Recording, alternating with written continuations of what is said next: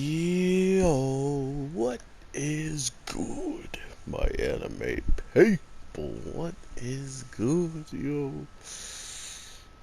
Guys, I'm beating Gigamesh, and I'm Gigamesh. Like, I just don't care right now, okay? What? Nah, but Fairy Tail was absolutely, pretty hyped this week. I was not expecting it to, give me one of my favorite characters going off against a character who I kind of want to see use his potential. Here's one thing I love about bad guys who have huge reputations, and you know, I guess it doesn't have to be bad guy, but just the bad person that usually has been talked up. Look at Irene, for instance. She had the power of a dragon, and she was from the future. Like she had like just so many different hacks going for her, and we would never get to see all of the hacks that some of the good people have just by the quoted line of what Elfman and his sister kind of says to the sand guy, even though I'm pretty sure the sand guy died by Urza. So there's only so many people who I guess cross the line of actually dealing the final blow, and there's some people that just never really dreamed of going that far. I guess with certain types of strength, you can't really hold back uh, necessarily, and once you don't, that death is where this stuff is coming from, which is interesting.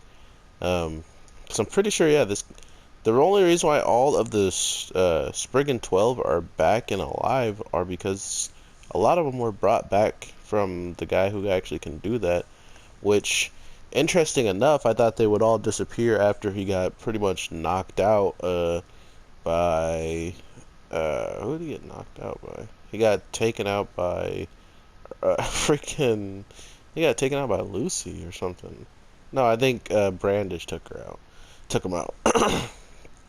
Regardless, he's like incapacitated, and clearly Urza didn't kill him, and the copies that he or the people that he made for Urza when they fought, they were all gone. So to now see all of these people still here and no one pretty much disappearing, it kind of gives you the question of, is he still viable in this battle as a whole, or did they neutralize him, and does he have anything else to give? But as of now, Gildarts is going against somebody who, like Eileen, gets to show off everything. Like he doesn't have a reason to hold back for any reason, and that's actually like the best part of it all, is they should be able to allow these characters to run wild. Gildarts especially going against someone this powerful,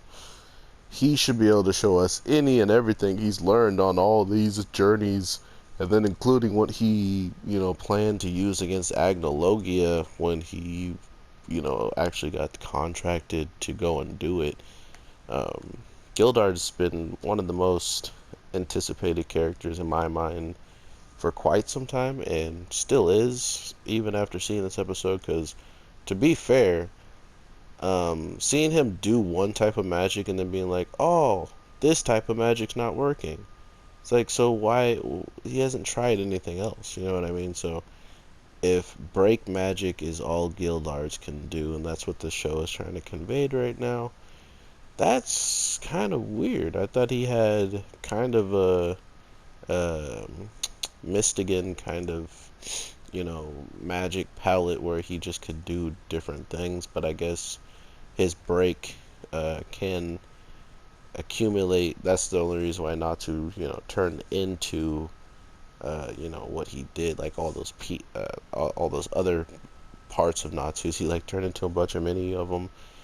So it's interesting to see that we might not even see that fact of his magic power, because if this guy can pretty much manipulate it and use something that counteracts it like instantly pretty much, then that's already a problem, right? And to see him getting like, I don't know, I don't want to say overwhelmed, but at least having a match where he pretty much is on the losing side. He shouldn't win as of right now, how things stand. But we know Gildarts is on the right team. Not only that, he's freaking one of the most deadliest, if not the deadliest person on Fairy Tail as of this very, very moment. But seeing how Gray is about to do something that only his master has done in the case of icing herself to take out one of Zera's demons practically by herself. He's doing that exact same thing, but this time he's taking the person who actually took a demon out. He's taking the one that created those said demons. So Gray is trying to put his name all the way up there. Not to mention he's injured, so we have an injured Gray stepping up against Zera, not even afraid or shook. He actually feels like he can take this battle, but I mean, if I'm on Fairy Tail, I'm thinking I can take out everybody, knowing the nose I do about certain people who are on my squad. So that's just how that goes. But yeah, I truly, truly hope they give Gildarts just keep up the animation or get even better regardless. Just give me more Gildarts. I'll be happy with that. This guy, August, is pretty dope. I mean, to think that he has all of these different magic at his disposal and he's not really tapping into any now that he's seen what Gildarts do, what he does. And this is kind of, I feel like, August's weakness a little bit, is whenever he sees someone using magic, he just starts countering them with the same magic, right? He just keeps using your own magic against you over and over practically, and he's throwing a little bit of martial arts, which I think was actually kind of cool of how Gildart incorporates all of his moves is pretty much him just fighting you. He's everything he does with his fists, it's not like he does long range, it's not like he runs around and shoots energy at you. He literally will punch you and use his energy at the same time, and I thought that was always interesting how they portray it, but to see that once it doesn't work, that he's still just going in punching, that seemed weird to me. Like, it seemed like he would have had something else to pull out at that instant. And not only that, he didn't even have that much time to 1v1 this before his daughter shows up to, throw cards and act like her cards were the game saver of the whole entire world. So, I mean, maybe it might have got him out of getting popped again, but after all the hits he's taken and how he's jumped up real quick, I'm pretty sure he could have jumped back up yet again one more time. But very, very scared for what that look or that fit, like that ominous energy you start giving off once he saw father and daughter. This should be interesting. I was like, ooh, you better wrap this one up quick. This guy just went from dope to very, very creepy. So, good luck. The only other things that I can say really shocked me this week was just how Gray, supposedly beat, everybody, which kind of sucks for Gray. If he really honestly thinks he can do it, I mean, we should allow the man his death, his exit. But if he actually knows that this magic he does, I feel like it's cool that he's doing it, but I also feel like it's just another way of Natsu exerting their friendship again. You know what I mean? Like, we've been through this multiple upon multiple times, and you're still trying to end it. By your own means or by going out like how your master did.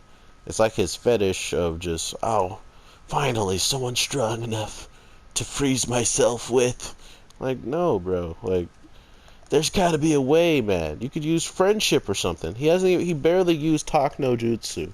I highly doubt he should have said a little bit of like, you don't have to do this. All of us together can take out Agnologia, which, can we just talk about Agnologia being the most intelligent person out of all of this? Why jump in the middle of a war, including when you've already jumped in and, bodied people that are weak.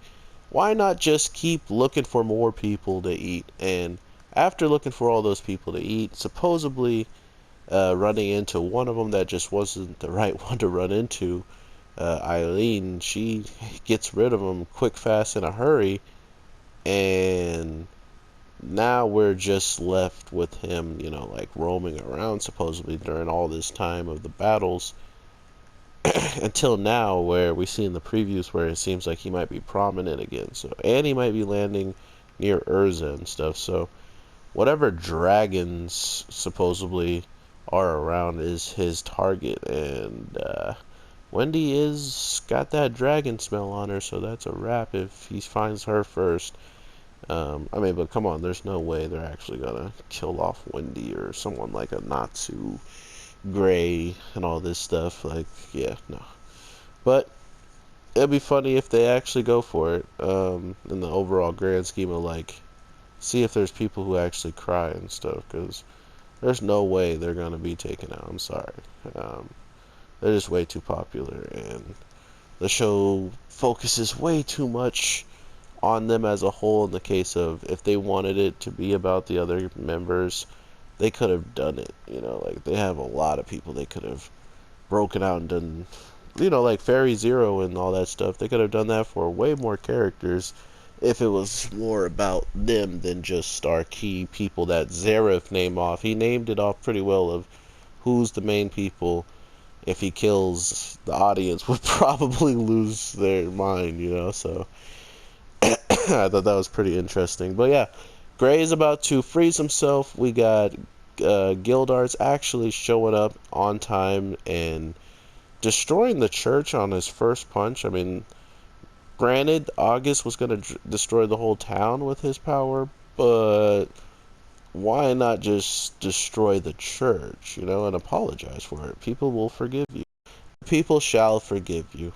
But yeah, very, very hype episode. Yet again, I don't expect Fairy Tail to have the most amazing stories and stuff now, but to see this animation studio going in all the time with these different types of magic really gives me hope for any other shows that they just might happen to pick up, so there's a chance that they get another magic show, or already had a magic show and I just haven't done my research, and it looks absolutely dope, and we have Fairy Tail to thank for it because they practice so much with it, and it's going to be second nature to their studio when doing something similar if they do go that route. So with all that being said, I hope you guys have an amazing day, night, evening, whatever the case might be.